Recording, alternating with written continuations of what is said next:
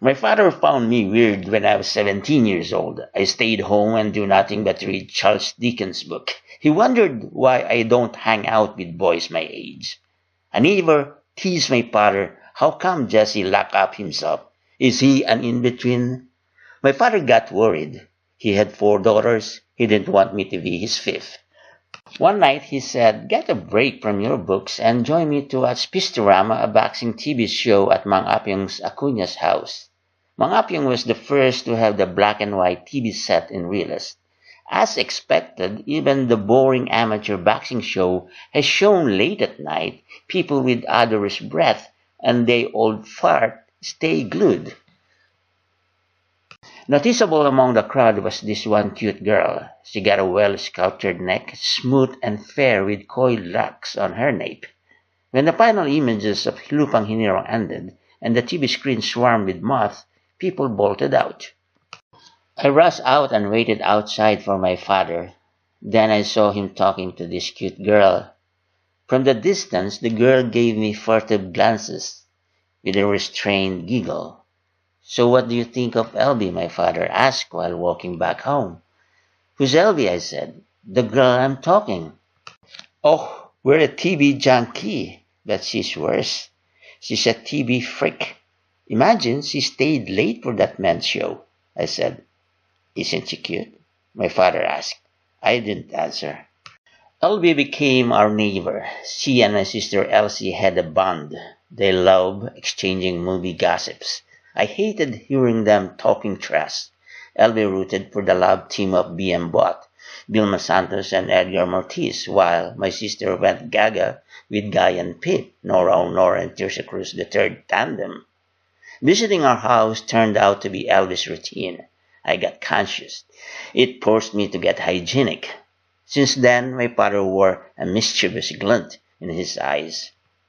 The Young Love, the movie which starred the Guy and Peep and B and Bot tandem, had its Christmas opening at the Light Theater in Manila with personal appearances. Dying to go, Elby and my sister conspired to convince our parents. My father agreed with the condition that I chaperone them. Just in time, my cousin, who lived in Manila, visited us. She took us with her the night before the movie opening on Christmas Day. My cousin gave us a room to rest. My sister went out to wash panties. Elby and I left alone. She sat on a sofa opposite me. My heart thudded. She read Kislap magazine. It banners the headline, No Raw Nor Hindi Tunay na Anak ni Mamay Belen. Then, on the bottom half, it screamed, B and Bot Love Team, subok na matatag. I quivered. I stood up, brought a chair beside her, pretended to read the corny article. Her hair smelled kamay soap. The musky fragrance of her skin wafted through my nostril. The eagle has landed.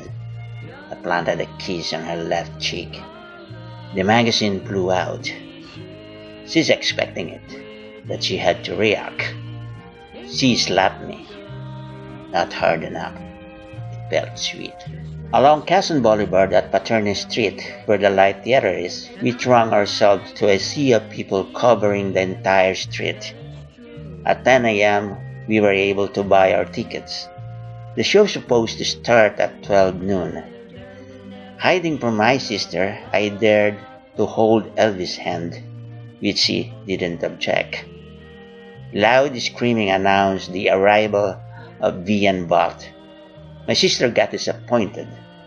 Guy and Pip didn't show up. The theater's iron gate plunged down. The crowd shoved us to the gate. We saw V and Bot being escorted. The stars smiled, waved, and blew kisses. When Elvis saw them, she tap danced the record running at crazy speeds. She screamed B and Bot's name without letting up. Suddenly, she stopped. She asked me where my hands are. Puzzled why she asked that, when at the time I climbed the iron gate. Someone is taking my panties off, Elby complained. What? I swung my head around. All I saw were a sea of heads. Elby must have been hallucinating with excitement. Considering people were tightly packed, how one could get her panties passed through her feet. When we got home, my father sensed magic transpired between Elvie and myself. I assumed it erased his doubts about me.